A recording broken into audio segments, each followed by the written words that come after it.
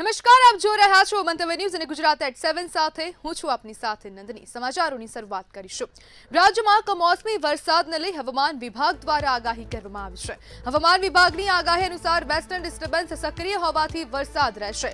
29 અને 30 માર્ચે કચ્છ, બનાસકાંઠા અને પાટણમાં વરસાદની આગાહી કરવામાં આવી છે।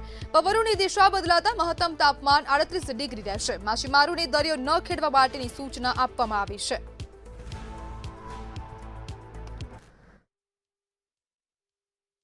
इसमें 25 से 28 तक मौसम आमतौर पर शुष्क रहेगा।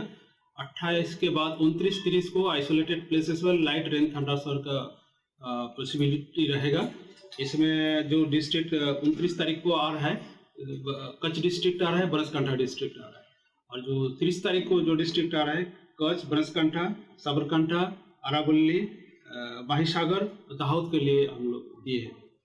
और जो उच्चतम तापमान का बात करें तो अभी 48 आवर तक कोई बड़ा बदलाव नहीं रहेगा, लेकिन उसके आगे ग्रेजुअल फॉल रहेगा। 2 से 3 डिग्री सेंटीग्रेड उच्चतम तापमान में फॉल रहेगा अगले 48 घंटे के बाद।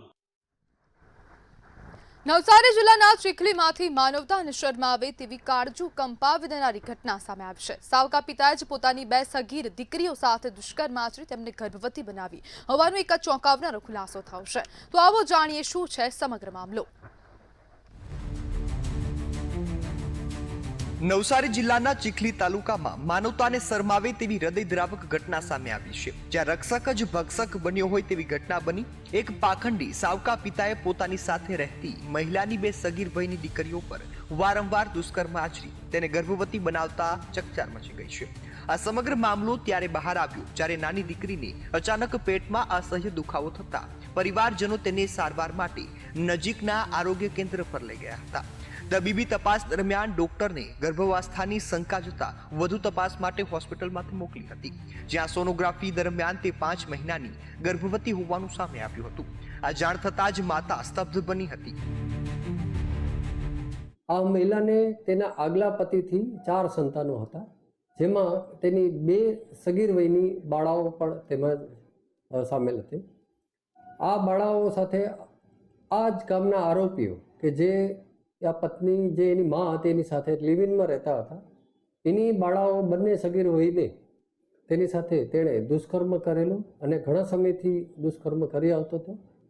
છેલ્લે એને પેટમાં દુખાવો થતાં હોસ્પિટલાઇઝ ગયા અને ત્યાં આ વસ્તુની જાહેર થઈ અને હાલ આની ગુનાની તપાસ પોલીસ ઇન્સ્પેક્ટર કરી રહ્યા છે। હોસ્પિટલમાં પૂછપરછ દરમિયાન નાની દીકરીએ રડતા રડતા તેના સાવકા પિતાની કરતૂતનો ભાંડો ફોડ્યો હતો। ત્યારબાદ મોટી દીકરીની પણ તપાસ કરવામાં આવતા તે 2 મહિનાની ગર્ભવતી હોવાનું બહાર આવ્યું હતું। પીડિતાઓએ જણાવ્યું હતું કે આરોપી જંગલમાં લાકડા લેવા જવાના બહાને તેમજ ઘરે રાત્રે સૌ કોઈ સૂઈ જાય ત્યારે તેમને ડરાવી ધમકાવી શારીરિક શોષણ કરતો હતો। આરોપી દીકરીઓને ધમકાવતો હતો અને તેની માતાને કોઈ પણ કહેશે તો માતાને ભૂખી રાખવામાં આવશે તેવી પણ ધમકી આપતો હતો। આ ભયના કારણે માસૂમ દીકરીઓ લાંબા સમય સુધી આ યાતના સહન કરતી રહી। માતા દ્વારા આપેલા નિવેદનના આધારે ચીખલી પોલીસે આરોપી વિરુદ્ધ પોક્સો એક્ટ હેઠળ ગુનો પણ નોંધ્યો છે। આરોપીની ધરપકડ કરી લેવામાં આવી છે અને વધુ તપાસ પોલીસે તેજ કરી છે। બ્યુરો રિપોર્ટ, મંતવ્ય ન્યૂઝ।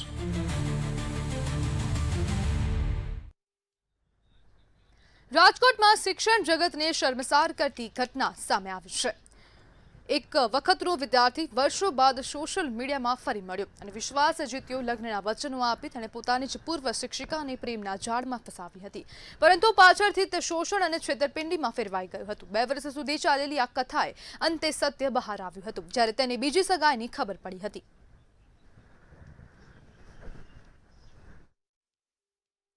ફરિયાદ એવી છે કે મારા જ્યાં હું શાળામાં અભ્યાસ કરાવતી હતી એ શાળાનો સિનિયર વિદ્યાર્થી મારી સાથે ફેસબુક થ્રુ એણે મારો કોન્ટેક્ટ કર્યો અને વાતચીત ચાલુ થઈ। એ દરમિયાન જ એણે મને લગ્નની લાલચ આપી અને મારા પૈસા પડાવેલ છે અને મારા ઘરમાંથી સોનું જે એણે વેચાવીને મતલબ સોનું લઈ લીધું છે અને ચોરી છુપીથી અને વેચી નાખ્યું છે અને મેં એને ઓનલાઈન પેમેન્ટ અને શું કહેવાય મારું સેવિંગ, મારું પીએફ એવી રીતના મેં એને પૈસા થ્રુ મદદ બી કરેલી છે।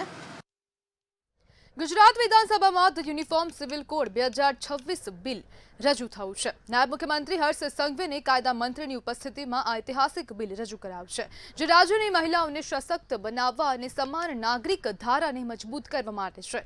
ચૈત્રી નવરાત્રિના પવિત્ર દિવસે બિલ રજૂ કરવાને મહત્વપૂર્ણ પ્રતિકાત્મક અર્થ આપવામાં આવ્યો છે. નાયબ મુખ્યમંત્રીએ કહ્યું કે બંધારણના શિલ્પીઓએ સમાનતા અને ન્યાયની પાયો નાખ્યો હતો.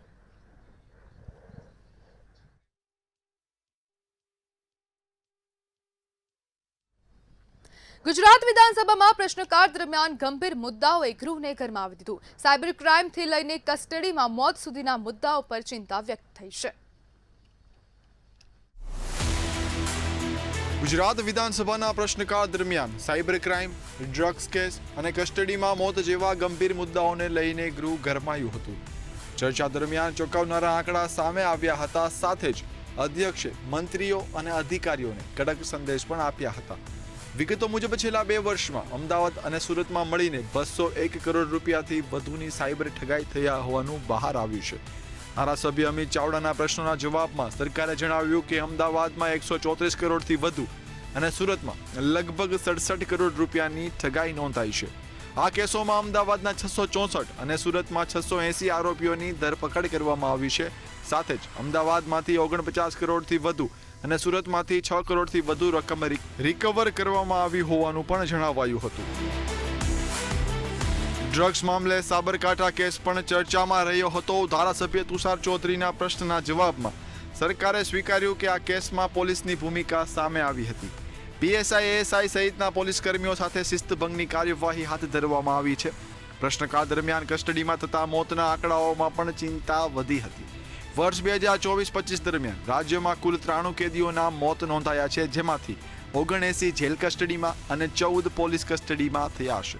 અમદાવાદમાં જ 24 કેદીઓની જેલ કસ્ટડીમાં મોત નોંધાતા કસ્ટડી સુરક્ષા પર ગંભીર પ્રશ્નો ઊભા થયા છે. માનવ અધિકાર આયોગમાં પણ કેસોની વધતી સંખ્યા ચિંતાજનક બની છે. છેલ્લા 1 વર્ષમાં 567 કેસ પેન્ડિંગ છે, જેમાં અમદાવાદના 108 કેસ સૌથી વધુ છે. આ આંકડાઓ ન્યાય પ્રણાલીમાં વિલંબ દર્શાવે છે. પ્રશ્નોના જવાબ દરમિયાન મંત્રીઓ દ્વારા અપાયેલી અધૂરી અને વિષયાંતર માહિતી પર વિધાનસભા અધ્યક્ષ શંકર ચૌધરીએ કડક વલણ અપનાવ્યું હતું. તેમણે મંત્રીઓને સ્પષ્ટ સૂચના આપી કે પ્રશ્નને સમજીને જ ચોક્કસ જવાબ આપવો જોઈએ. સાથે જ અધિકારીઓને પણ ચેતવણી આપતા જણાવ્યું કે તેઓ માત્ર દર્શક બનીને ન બેસે, પરંતુ મંત્રીઓને યોગ્ય રીતે માર્ગદર્શન આપે. ચર્ચા વચ્ચે એક હળવો ક્ષણ પર સર્જાયો, જ્યારે અધ્યક્ષ ધારાસભ્ય કેશુભાઈ પટેલે ભૂલથી કેશુબાપા કહીને સંબોધતા ગૃહમાં હાસ્ય ફેલાયું હતું. અંતે ગૃહમાં આતંકવાદ અને સંગઠિત ગુના નિયંત્રણ સુધારા વિધેયક પણ વિના વિરોધે પસાર કરવામાં આવ્યું. સરકારના જણાવ્યા મુજબ નવા કાયદાથી સાયબર ક્રાઇમ અને સંગઠિત ગુનાઓ સામે વધુ કડક પગલાં લેવામાં મદદ મળશે અને રાજ્યમાં કાયદો વ્યવસ્થા વધુ મજબૂત બનશે. બ્યુરો રિપોર્ટ, મંતવ્ય ન્યૂઝ.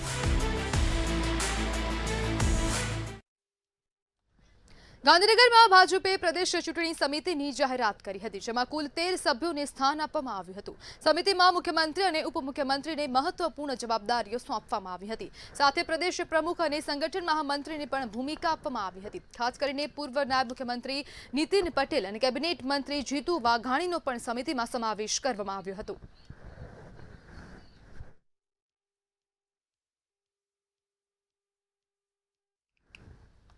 રાજકોટ જિલ્લાના ધોરાજી તાલુકામાં અચાનક આવેલા માવઠાના કારણે રવિ પાકમાં ભારે નુકસાન થયું છે, જેના કારણે ખેડૂતો મોટી મૂંઝવણમાં મુકાયા છે. ત્યારે શું છે સમગ્ર સ્થિતિ, જોઈએ અહેવાલમાં. માવઠાના કારણે ખેતરોમાં પાણી ભરાઈ જતા પાકને ગંભીર અસર પહોંચી છે.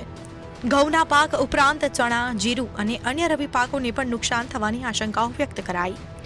પાક કાપણીના સમયે આવી કુદરતી આફત આવતા ખેડૂતોની મહેનત ઉપર હવે પાણી ફરી વળ્યું છે. ધોરાજી શહેર અને આસપાસના વિસ્તારોમાં તાજેતરમાં જે માવઠું પડ્યું, જેને કારણે ખેડૂતોને પૈડા ઉપર પાટા સમાન છે. ખેડૂતોએ મોંઘાદાટ બિયારણો, રાસાયણિક ખાતરો અને જંતુનાશક દવાઓ નાખી જ્યારે પોતાનો પાક તૈયાર કર્યો હતો, ત્યારે જ કુદરત રૂઠી અને માવઠું પડ્યું, જેને કારણે ખેડૂતોનો તૈયાર થયેલો ઊભો પાક નષ્ટ પામ્યો છે. ખેડૂતોના મોંમાં આવેલ કોળિયો ઝૂંટવાઈ ગયો છે. ખેડૂતોનું કહેવું છે કે આખું વર્ષ મહેનત કર્યા બાદ હવે પાક વેચાણ માટે તૈયાર હતો, પરંતુ અચાનક આવેલા માવઠાએ મોટો આર્થિક ઝટકો આપ્યો છે. ઘણા ખેડૂતોને પાક જમીન ઉપર પડી જવાથી ગુણવત્તામાં ઘટાડો અને ઉત્પાદન ઓછું થવાની ભીતિ સેવાઈ રહી છે. હાલમાં ધોરાજીની અંદર અને ગુજરાતના મોટા ભાગના વિસ્તારની અંદર કમોસમી માવઠું પડવાના કારણે ખેડૂતોને ખૂબ આર્થિક રીતે મોટી નુકસાની ગઈ છે. જીરું અને ઘઉં અને ખાસ કરીને ધાણા જેવા કિંમતી પાકોની અંદર જે જમીનની અંદર ભળી ગયા છે. વાસ્તવિક રીતે આ ખેડૂતોની હાલત અત્યારે ખૂબ દયનીય છે અને ચોમાસાની અંદર અતિ વરસાદના કારણે જે નુકસાન થયું હતું એવું જ નુકસાન ફરી વખત આ કમોસમી માવઠાને કારણે થયું છે. સતત પવન સાથે 1.5 કલાક વરસાદ પડ્યો છે. ધોરાજી તાલુકાની અંદર 2 દિવસ પહેલા માવઠું પડ્યું, વરસાદ પડ્યો. તે વરસાદ ચોમાસા જેટલો 1.5 થી 2 ઇંચ વરસાદ પડ્યો.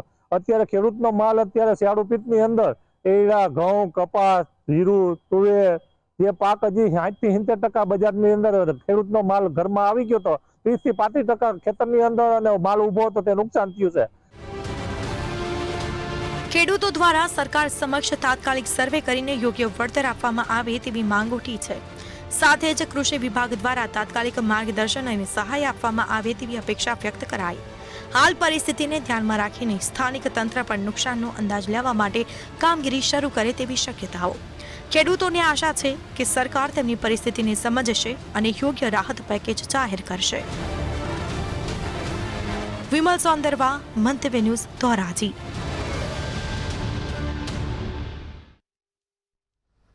રાજકોટના વાડાસણાથી ગોંડલ રોડની કામગીરીને લઈ સ્થાનિકોમાં રોષ જોવા મળી રહ્યો છે. રોડ ઉપર ડામર ઉખડી જતા વાહન ચાલકોને ભારે હાલાકીનો સામનો કરવો પડી રહ્યો છે. રોડને લઈ નબળી કામગીરી થયા હોવાના ગંભીર આક્ષેપો કરાયા છે. જવાબદાર લોકો સામે કાર્યવાહી કરવામાં આવે તેવી સ્થાનિકો દ્વારા માંગ કરવામાં આવી છે. આ રોડમાં આપણે જોઈ શકીએ કે ભ્રષ્ટાચાર તો થાય જ છે, કે કોઈ સાફ સફાઈ થતી નથી. લોટમાં લીટા કરી એમ રોડ બનાવી દેવામાં આવે છે. આ માટીના અંતે ને એને માટીનું કામ નથી કર્યું સાફ સફાઈ કરવાનું અને એમને રોડ કરી નાખ્યો છે. તો એને ભ્રષ્ટાચાર નહીં તો અમારે સમજવું એક જાતનો ભ્રષ્ટાચાર જ છે કે આ ભાઈ આમાં આ જો સામે દેખાય, નજર સામે દેખાય છે કે ભાઈ એ માટીના અંતે નીચે છે ને એમને આ લોકોએ ફેવર માથે મારી દીધી. શું ખામી શું રહી ગઈ? હવે રોડની સફાઈ નથી કરી. સફાઈ કર્યા વગર એમને માથે ફેવર મારી છે તો એ એમને રોડ ઉચકી જાય છે. એટલે એ આજની તો કાલે પાછો 2 દિવસ પછી એ પૂરો જ થઈ જવાનો. આપણે જે વાડાસણાથી જે આ રસ્તો તમે કીધો સ્ટેટ હાઈવે ને મળતો રસ્તો છે એમાં અત્યારે છે ને આપણે રિપેરિંગનું કામ ચાલે છે, પેવર પટ્ટાનું કામ ચાલે છે. એટલે આપણે એજન્સીને આપણે કીધું છે, સૂચના આપી છે કે સફાઈ કરીને આપણે વ્યવસ્થિત રીતે કામ કરવાનું છે. એ કેટલા ખર્ચે રોડ બને છે? અત્યારે તો એમાં રિપેરિંગનું જ કામ ચાલે છે. એટલે અંદાજિત એમાં 40 લાખ જેવું છે એનું અંદાજિત ખર્ચ. ખાલી રિપેરિંગ કોસ્ટ છે. એમાં આપણે વાડાસણાથી ખીરસરા રસ્તો આવી જાય છે એ રીતના છે. હાલ જે રીતે અત્યારે જે વિડીયો વાયરલ થયો છે તે બારામાં આપણે યોગ્ય તપાસ કઈ રીતે? એમાં અમે સ્થળ મુલાકાત કરશું. અમદાવાદના કુબેરનગર વિસ્તારમાં સ્થાનિક ગૌરક્ષકોએ રિક્ષામાં લઈ જવાતા પશુ માંસને ઝડપી પાડ્યું છે. રિક્ષામાં ડ્રાઈવર સીટની નીચે અને પાછળના ભાગે સીટમાં ઢાંકી પશુ માંસની તસ્કરી કરવામાં આવતી હતી. ગૌરક્ષકોએ રિક્ષાને ઝડપી પાડી ડ્રાઈવરને ઢોર માર માર્યો હતો. સમગ્ર મામલે પોલીસે પશુ તસ્કરી કરનાર રિક્ષા ચાલક વિરુદ્ધ ગુનો નોંધીને કાયદેસરની કાર્યવાહી હાથ ધરી છે. અમદાવાદના વાસણા વિસ્તારમાં થયેલી સનસનીખેજ હત્યાનો પોલીસે થોડા જ કલાકોમાં ભેદ ઉકેલી લીધો છે. ગુપ્તનગરમાં મધરાત્રે હિતેશ મેઘવાલ નામના યુવકની શરીરના ઘા મારીને હત્યા કરવામાં આવી હતી, જેના પગલે વિસ્તારમાં ભયનો માહોલ સર્જાયો હતો. ઘટનાની ગંભીરતા ધ્યાનમાં લઈ ક્રાઇમ બ્રાન્ચે તાત્કાલિક અલગ અલગ ટીમો બનાવીને તપાસ હાથ ધરી હતી. ચોક્કસ બાતમીના આધારે આરોપી વિનોદ ઉર્ફે વિકી રંગવાલને વીએસ હોસ્પિટલ પાછળથી ઝડપી પાડવામાં આવ્યો હતો. પૂછપરછ દરમિયાન 1.5 વર્ષ જૂની અદાવતના કારણે હત્યા કર્યાની કબૂલાત કરવામાં આવી હતી. વાસણા પોલીસ સ્ટેશનના ગુપ્તાનગર વિસ્તારમાં તારીખ 24/3/2026 ના રોજ રાત્રિના 2 થી 3 ના અરસામાં હિતેશ મેઘવાલનો નામના યુવકનું હત્યા થયેલી હતી અને આ હત્યાના અનુસંધાને ક્રાઇમ બ્રાન્ચની અલગ અલગ ટીમો જે હત્યાને અંજામ આપનાર આરોપી છે એની શોધખોળમાં હતી અને કેટલાક ટેકનિકલ અને બાતમીદારોના નેટવર્ક આધારે આરોપી જે છે આ હત્યાના અંજામ આપનાર વિનોદ ઉર્ફે વિક્કી રામલાલ રંગવાલ જેને પકડવામાં આવેલો છે. અમદાવાદના અમરાઈવાડી વિસ્તારમાં હુમલાની ઘટના સામે આવી હતી. નીતિનગર પાસે મંઝિલ ચાલીમાં એક યુવક પર તલવાર અને લોખંડના પાઇપ વડે હુમલો કરવામાં આવ્યો હતો. જ્યારે હુમલામાં ઇજાગ્રસ્ત યુવકને સારવાર માટે હોસ્પિટલ ખસેડાયો હતો. સમગ્ર ઘટનાના સીસીટીવી પણ સોશિયલ મીડિયામાં વાયરલ થયા હતા. પોલીસ દ્વારા આરોપીઓને ઝડપી પાડીને આગળની તપાસ હાથ ધરવામાં આવી હતી.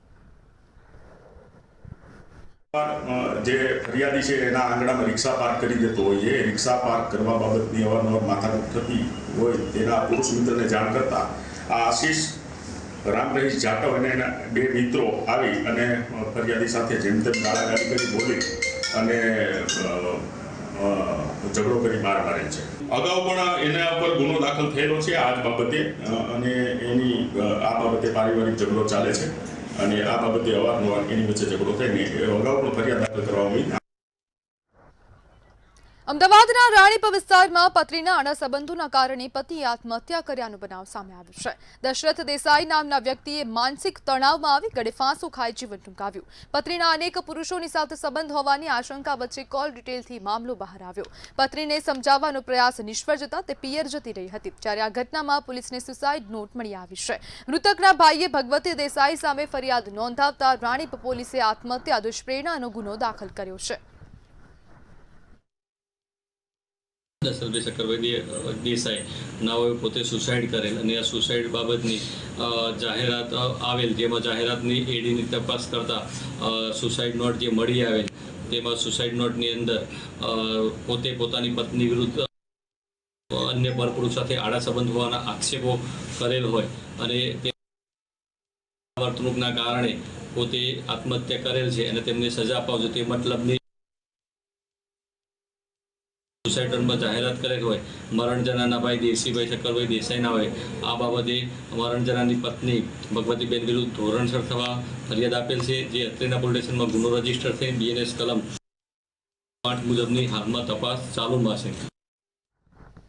અમદાવાદમાં એક હૃદયદ્રાવક ઘટના સામે આવી હતી, જેમાં ડોક્ટરની બેદરકારીનો ભોગ 20 દિવસની બાળકી બની હતી. જન્મ બાદ આપવામાં આવેલી સારવાર પછી બાળકીના પગમાં ગેંગ્રીન થઈ જતા પગ કાળો પડી ગયો હોવાનું સામે આવ્યું હતું. પરિવારજનોનો આક્ષેપ છે કે જશોદાનગરની લિટલ ફ્લાવર હોસ્પિટલમાં સારવાર દરમિયાન યોગ્ય કાળજી લેવામાં આવી નહોતી અને 3 દિવસ સુધી કોઈ રિપોર્ટ પણ આપવામાં આવ્યા નહોતા. બાદમાં સ્થિતિ ખરાબ બનતા બાળકીને બીજી હોસ્પિટલમાં ખસેડવામાં આવી હતી, જ્યાં સારવાર પાછળ અંદાજે 3 લાખ રૂપિયા ખર્ચાયા છતાં ડોક્ટરોએ હાથ ઊંચા કરી દીધા હતા.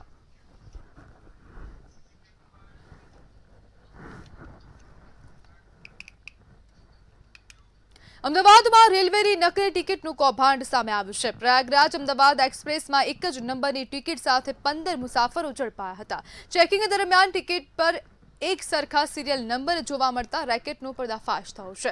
પ્રાથમિક તપાસમાં ગેરકાયદેસર કામગીરી લાંબા સમયથી ચાલી રહી હોવાનું સામે આવ્યું છે. સમગ્ર મામલે પોલીસે વધુ તપાસ હાથ ધરી છે. જ્યારે અમદાવાદ જ્યારે ઉતરે ત્યારે જે મોજૂદ ટિકિટ સ્ટાફ હતા, નીરજ મહેતા અને સાજી ફિલિપ જે હતા, એની ટીમ હતી, એ લોકોને ડાઉટ આવ્યો. એ લોકોને ટિકિટ ચેક કરી જાણવા મળ્યું કે એક જ નંબરના 2 ટિકિટ નંબરની ઘણી ટિકિટો મળી આવી હતી. એથી કરીને આ લોકોને 15 માણસોને પકડવામાં આવ્યા છે. અને પછી એ લોકોને જયારે સીસીટીવીમાં ફૂટેજમાં બતાવવામાં આવ્યું કે આ જે વિનય શુક્લા અને ગૌરવ પાંડે છે એ લોકોએ તમને ટિકિટ વેચી તો એ લોકોએ એગ્રી કર્યું છે. અને ગૌરવ શુક્લા, વિનય પાંડે, ગૌરવ પાંડે, વિનય શુક્લા અને ફરહાદ, આ 3 માણસોને પકડવામાં આવ્યા છે.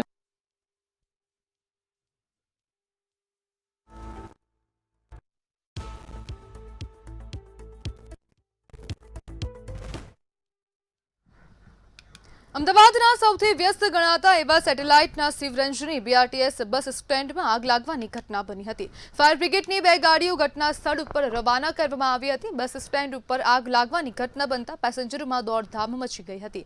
તમામ પેસેન્જર તાત્કાલિક બસ સ્ટેશનની બહાર રોડ ઉપર દોડી ગયા હતા અને ફાયર બ્રિગેડની ટીમે સ્થળ પર પહોંચી પાણીનો મારો ચલાવીને આગ પર કાબુ લીધો હતો.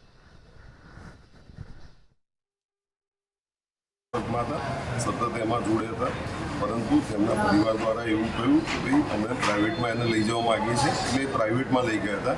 ESIC નંબર ને બધું જ છે, અને એ પણ એના તેમ છતાં પણ અત્યારે અહીંયા આવ્યા હતા.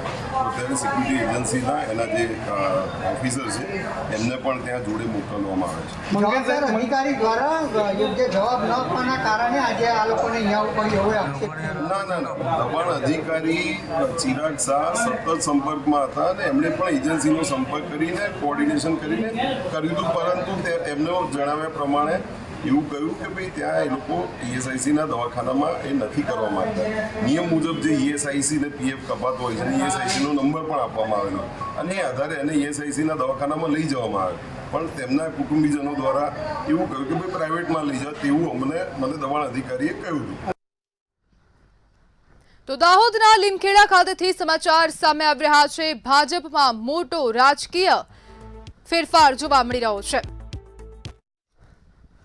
તો વિધાનસભાના અંતિમ દિવસે અધ્યક્ષનો આભાર માનવામાં આવ્યો છે. તો સમાચાર ગાંધીનગર ખાતેથી સામે આવી રહ્યા છે. વિધાનસભા ગૃહનો આજે છેલ્લો દિવસ હતો અને અંતિમ દિવસે અધ્યક્ષનો આભાર માનવામાં આવ્યો છે. ઋષિકેશ પટેલ અને ધારાસભ્ય શૈલેષ પરમારે અધ્યક્ષનો આભાર માન્યો છે. શંકર ચૌધરીએ સંચાલન બાબતે આભાર વ્યક્ત કર્યો છે. તો ગાંધીનગર ખાતેથી મહત્વપૂર્ણ સમાચાર. શૈલેષ પરમારે કહ્યું કે આ સત્રમાં તમે ત્રીજું નેત્ર પણ ખોલ્યું હતું, જ્યારે શૈલેષ પરમારના નિવેદનથી અધ્યક્ષ સહિત સભ્યો હસી પડ્યા હતા. તો ગાંધીનગર ખાતેથી આ સમાચાર. વિધાનસભાના અંતિમ દિવસે અધ્યક્ષનો આભાર માનવામાં આવ્યો. પૂરક પ્રશ્નો પૂછવાની પ્રણાલી શરૂ કરવા બદલ આભાર વ્યક્ત કરાયો છે. ઋષિકેશ પટેલ અને ધારાસભ્ય શૈલેષ પરમારે અધ્યક્ષ વિધાનસભાની અંદર માનનીય રેવન્યુ મંત્રી જે અશાંત ધારામાં મકાનો તબદીલ કરવા માટેનું જે બિલ લઈને આવ્યા છે એ બિલને અમે સમર્થન કર્યું નથી. એટલા માટે નથી કર્યું કે આ બિલની અંદર ભારતીય જનતા પાર્ટીના ધારાસભ્યો અને મંત્રીઓ દ્વારા માત્ર ને માત્ર રાજકીય મોટિવથી, પોલિટિકલ બદ ઇરાદાથી આ બિલ લાવવામાં આવ્યા છે. તો ગુજરાત@7 માં હાલ બસ આટલું જ. વધુ માહિતી માટે જોતા રહો મંતવ્ય ન્યૂઝ. નમસ્કાર.